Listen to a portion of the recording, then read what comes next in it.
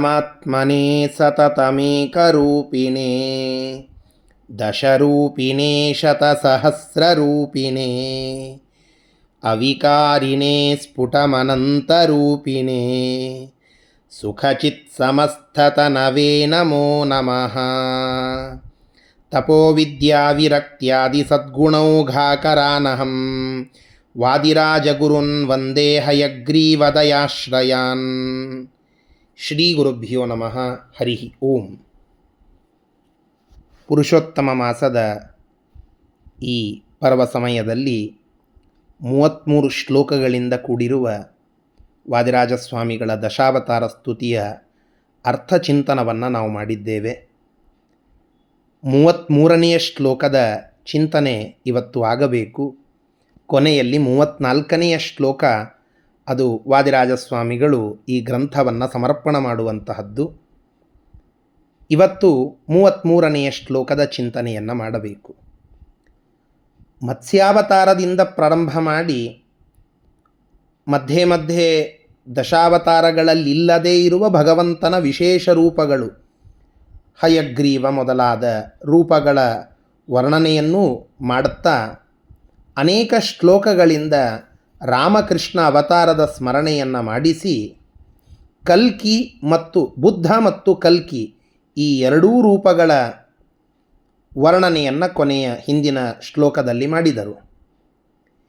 ಈಗ 33ನೆಯ ಶ್ಲೋಕಗಳಲ್ಲಿ ಈ ಎಲ್ಲ ಭಗವದ್ರೂಪಗಳು, ಆ ಪರಮಾತ್ಮನ ಮೂಲ ರೂಪ ನಾರಾಯಣ, ಆ ನಾರಾಯಣನಿಂದ ಅಭಿನ್ನವಾದಂತಹ ಆ ಎಲ್ಲ ಭಗವದ್ರೂಪಗಳು, ಆ ಮೂಲ ರೂಪವಾದ ನಾರಾಯಣ ರೂಪ, ಆ ಪರಮಾತ್ಮನ ವಿಶೇಷವಾದ ರೂಪವನ್ನು ಸ್ಮರಣ ಮಾಡಿಕೊಂಡು ಈ ದಶಾವತಾರ ಸ್ತುತಿಯನ್ನು ಸಂಪನ್ನಗೊಳಿಸಲಿಕ್ಕೆ ಕೊನೆಯಲ್ಲಿ ನಾರಾಯಣ ರೂಪದ ವರ್ಣನೆಯನ್ನು ವಾದಿರಾಜಸ್ವಾಮಿಗಳು ಅಶ್ವಧಾಟಿಯಿಂದ ಮಾಡುತ್ತಾ ಇದ್ದಾರೆ. ಆ ಶ್ಲೋಕ ಈ ರೀತಿಯಾಗಿ ಇದೆ. ಸಾರಂಗ ಕೃತ್ತಿಧರ ಸಾರಂಗ ವಾರಿಧರ ಸಾರಂಗರಾಜ ವರದಾ ಸಾರಂ ಗದಾರಿತರ ಸಾರಂ ಗತಾತ್ಮಮದ ಸಾರಂ ಗತೌಷಧಬಲಂ ಸಾರಂಗವತ್ಕುಸುಮ ಸಾರಂ ಗತಂ ಚ ತವ ಸಾರಂಗಮಂಘ್ರಿಯುಗಲಂ ಸಾರಂಗವರ್ಣಮಪ ಸಾರಂಗತಾಬ್ಜಮದ ಸಾರಂಗದಿಂಸ್ತ್ವಮವಮಾಂ. ವಾದಿರಾಜರ ಕೌಶಲ್ಯವೇ ಅದ್ಭುತ. ಒಂದು ಶ್ಲೋಕಕ್ಕೆ ಒಂದು ಶಬ್ದ ಅಂತ ಹಿಡಿತಾರೆ. ಆ ಒಂದು ಶಬ್ದಕ್ಕೆ ಬೇರೆ ಬೇರೆ ಕೋಶಗಳಲ್ಲಿ ಇರುವ ವಿಶೇಷವಾದ ಬೇರೆ ಬೇರೆಯಾದ ಅರ್ಥಗಳನ್ನೆಲ್ಲ ಸಂಗ್ರಹಣ ಮಾಡಿ ಆ ಶಬ್ದಗಳೆಲ್ಲ ಭಗವಂತನನ್ನು ವರ್ಣನ ಮಾಡಲಿಕ್ಕೆ ಇರುವ ಶಬ್ದಗಳು ಅನ್ನುವ ರೀತಿಯಲ್ಲಿ ಅದನ್ನು ಶ್ಲೋಕಾತ್ಮಕವಾಗಿ ನಮಗೆ ತಿಳಿಸಿಕೊಡುತ್ತಾರೆ. ಇದು ವಾದಿರಾಜಸ್ವಾಮಿಗಳ ಅಸದೃಶವಾದ ಕಾವ್ಯ ಕೌಶಲ್ಯ. ಈ ಶ್ಲೋಕದಲ್ಲಿ ಸಾರಂಗ ಅನ್ನುವ ಒಂದು ಶಬ್ದವನ್ನು ಹಿಡಿದುಕೊಂಡು ಪ್ರತಿಯೊಂದು ಪಾದದಲ್ಲಿ ಅದನ್ನು 3 ಬಾರಿ ಪ್ರಾಸವಾಗಿ ಹೇಳುತ್ತಾ, ಕೆಲವು ಕಡೆಗೆ ಸಾರಂಗ ಅನ್ನುವ ಶಬ್ದವೇ ಇಡುತ್ತಾರೆ, ಇನ್ನು ಕೆಲವು ಕಡೆಗೆ ಅದನ್ನು ವಿಗ್ರಹ ಮಾಡಿ ಅಥವಾ ಸಮಸ್ತ ಪದವಾಗಿ ಮಾಡಿ, ಹೀಗೆ ಒಟ್ಟಿಗೆ ಒಂದು ಪಾದದಲ್ಲಿ ಸಾರಂಗ ಅನ್ನುವ ಶಬ್ದ 3 ಬಾರಿ ಬಂದು ಒಟ್ಟು ಆ ಇಡೀ ಶ್ಲೋಕದಲ್ಲಿ 12 ಬಾರಿ ಬರಬೇಕು. ಹಾಗೆ ಅದನ್ನು ಕೂಡಿಸುವ ಕೌಶಲಕ್ಕೆ ವಾದಿರಾಜಸ್ವಾಮಿಗಳು ಹೆಸರುವಾಸಿ. ಅದನ್ನು ಈ ಹಿಂದಿನ 32 ಶ್ಲೋಕಗಳಲ್ಲಿ ನಾವು ನೋಡಿದ್ದೇವೆ. ಇದು ಒಂದು ವಿಶೇಷವಾದ ಶ್ಲೋಕ. ಭಗವಂತನ ಆ ನಾರಾಯಣ ರೂಪ ಅಥವಾ ನರನಾರಾಯಣ ಅವತಾರದ ವರ್ಣನ ಅದನ್ನು ಈ ಶ್ಲೋಕದಲ್ಲಿ ಮಾಡುತ್ತಾ ಪ್ರಾರ್ಥನೆಯನ್ನು ಭಗವಂತನಿಗೆ ಸಲ್ಲಿಸ್ತಾ ಇದ್ದಾರೆ. ಪರಮಾತ್ಮ ನಾರಾಯಣ ರೂಪದಿಂದ ಜ್ಞಾನಿಗಳಿಗೆ, ಮುನಿಗಳಿಗೆ ಅವರು ಹೆಂಗಿದ್ದಾರೆ, ಜಾತಕ ಪಕ್ಷಿಯಂತೆ ಹೇಗೆ ಆ ಚಾತಕ ಪಕ್ಷಿ ನೀರಿಗಾಗಿ, ಮಳೆ ನೀರಿಗಾಗಿ ತೊರೆದು ಕೂತಿರುತ್ತದೆ, ಮಳೆಗಾಗಿ ಕಾಯ್ತಾ ಕೂತಿರುತ್ತದೆ. ಮಳೆ ಬಂತು ಅಂದರೆ ಅದಕ್ಕೆ ನೀರು.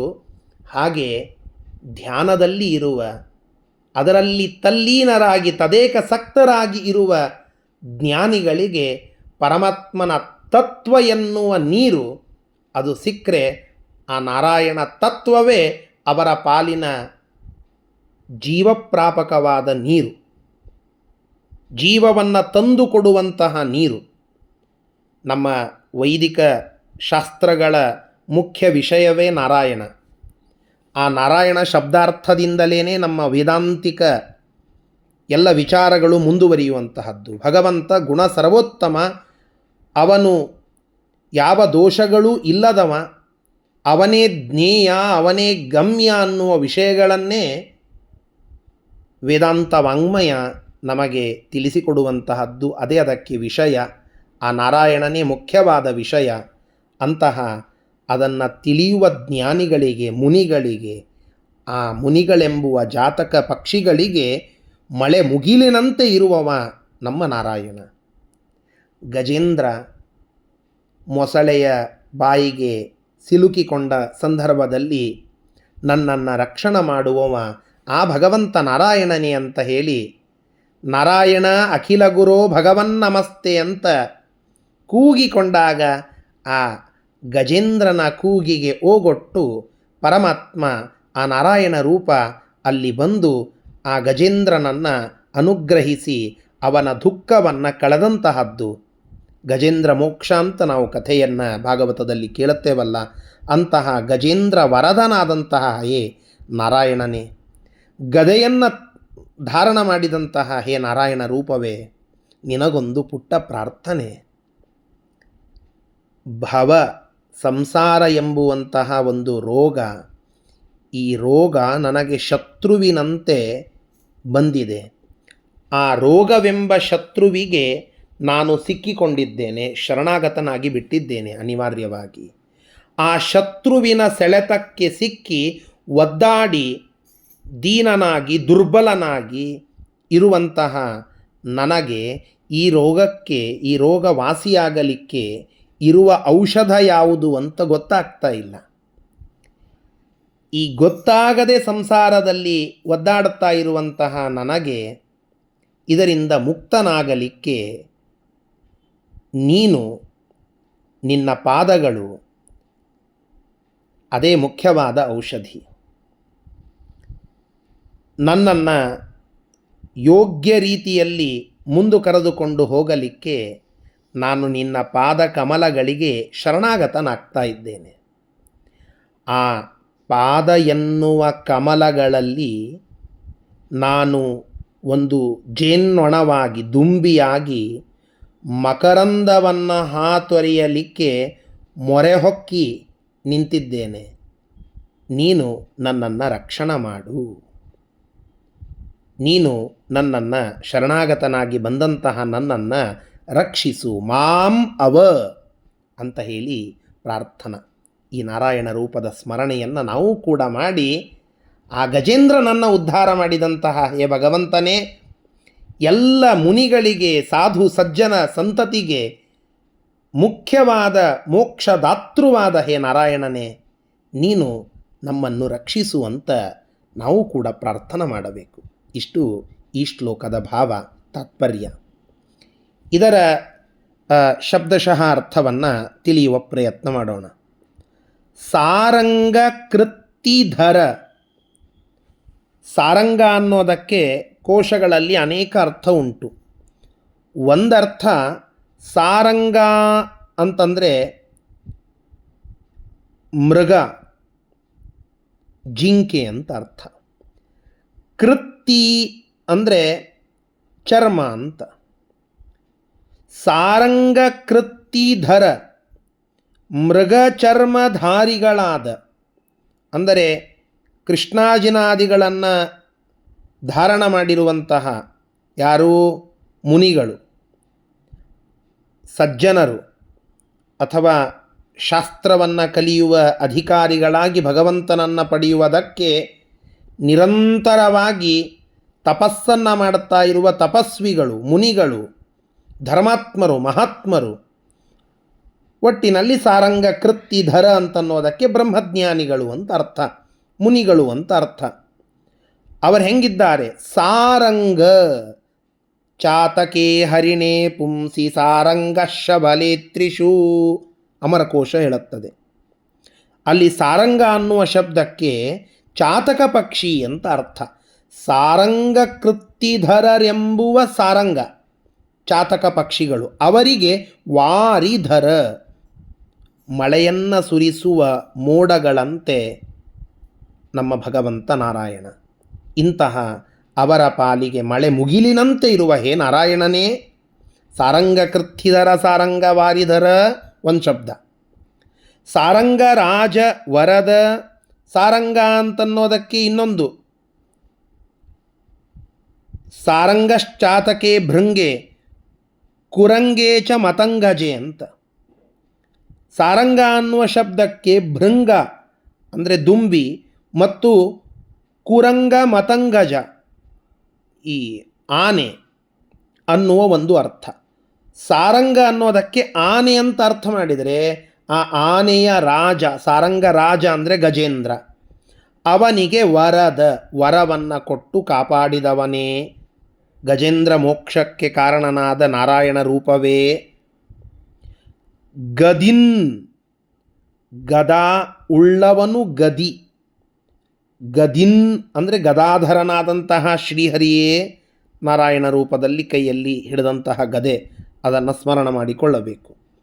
ತ್ವಂ ನೀನು ಗದಾರಿ ತರಸ, ಗದ ಅಂತಂದರೆ ಸಂಸಾರ ಅಂತ ಅರ್ಥ.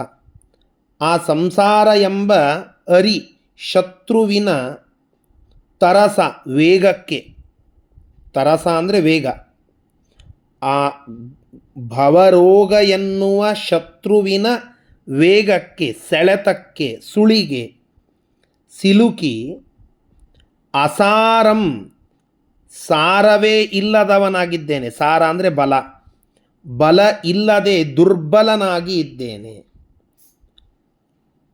ಇಂತಹ ದುರ್ಬಲನಾಗಿ ಇರುವ ನನ್ನನ್ನು ಮತ್ತು ಮತ್ತೆಂಥವನು ಅರಂ ಗತಾತ್ಮಮದ ಸಾರಂ. ಅರಂ ಅಂದರೆ ಅಲಂ, ರಲಯೋಹೋ ಅಭೇದ ಅಂತ ಒಂದು ಸಂಸ್ಕೃತದ ನಿಯಮ.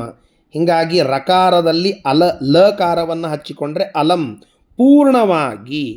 ಗತ ಆತ್ಮಮದ ಸಾರಂ, ನಾನು ನನ್ನದೇ ನನ್ನಿಂದಲೇ ಅನ್ನುವ ಅಹಂಭಾವ ಎನ್ನುವ ಸೊಕ್ಕನ್ನು ಕಳೆದುಕೊಂಡಿರುವ ನಾನು, ಅದರೊಳಗೆ ಸಿಲುಕಿ ನಾನೇ ಅಂತನ್ನುವ ಮದ ಏನಿದೆ ಅದು ಹೋಗಿದೆ ಈಗ. ಮತ್ತು ಗತೌಷಧ ಬಲಂ, ಔಷಧ ಬಲ ಇದಕ್ಕೆ ನಿವಾರಣೆಗೆ ಯಾವುದು ಅಂತ ತಿಳಿಯದೆ ದುರ್ಬಲನಾಗಿ ದೀನನಾಗಿ ಇರುವಂತಹ ನನಗೆ, ನನ್ನನ್ನು ಕುಸುಮಸಾರಂ, ಕುಸುಮಸಾರಂ ಸಾರಂಗವತ, ಮಕರಂದ ಎಲ್ಲಿದೆ ಅಲ್ಲಿ ಹೋಗುವ ಸಾರಂಗವತ ದುಂಬಿಯ ಹಾಗೆ ಅಪಸಾರಂಗತ, ಅಪಸಾರಂಗತ, ಅಪಸಾರಂ ಅಂತಂದರೆ ಅಪಸರಣ ಹೊಂದಿದ, ಅಂದರೆ ದುಂಬಿ ಮಕರಂದಕ್ಕೆ ಹಾತೊರೆದು ಬಂದು ಮೊರೆ ಹೊಕ್ಕಂತೆ ನಾನು ನಿನ್ನಲ್ಲಿ ಬಂದು ಮೊರೆ ಹೋಗುತ್ತಿದ್ದೇನೆ ಅಂತನ್ನುವ ಒಂದು ವಿಚಾರ. ಅಂತಹ ಸಾರಂಗವತ ದುಂಬಿಯ ಹಾಗೆ ಅಪಸಾರಂಗತ ಅಬ್ಜಮದ ಸಾರಂ. ಅಪಸಾರಂಗತ ಅಂತಂದರೆ ಅಪಸರಣ ಹೊಂದಿದ, ಅಂದರೆ ಅಪಸಾರಂಗತ ಅಬ್ಜಮದ ಸಾರಂ. ಈ ಒಂದು ಕಮಲಕ್ಕೆ ಒಂದು ಸೊಕ್ಕಿರುತ್ತದಂತೆ, ಕಮಲಕ್ಕಿರುವ ಸೊಕ್ಕೇನು? ನನ್ನಂತಹ ಸುಂದರ ಮತ್ತೊಂದಿಲ್ಲ ಅಂತ. ಹಾಗೆ ತಾವರೆಯ ಸೌಂದರ್ಯದ ಮದ ಅದು ಅಪಸರಣ ಹೊಂದಂತೆ ಆ ಭಗವಂತನ ಪಾದವನ್ನು ನೋಡಿ. ಅಂತಹ ತಾವರೆಯ ಸೌಂದರ್ಯವನ್ನು ಮಿಕ್ಕಿ ನಿಲ್ಲುವ ಸೌಂದರ್ಯವನ್ನು ಉಳ್ಳ ಆ ಪರಮಾತ್ಮನ ದಿವ್ಯವಾದ ಪಾದ, ಅಂತಹ ಪಾದ ಮತ್ತೆಂತಹದ್ದು ಸಾರಂಗವರ್ಣಂ. ಸಾರಂಗವರ್ಣ ಅಂತಂದರೆ ರಂಗ, ಚಿತ್ರ ವಿಚಿತ್ರವಾದ ವರ್ಣಗಳನ್ನು, ಚಿತ್ರವರ್ಣವನ್ನು ಉಳ್ಳಂತಹ, ಅನೇಕ ವರ್ಣಗಳಿಂದ ಮನಮೋಹಕವಾದಂತಹ, ಸಾರಂಗಮವಾದ.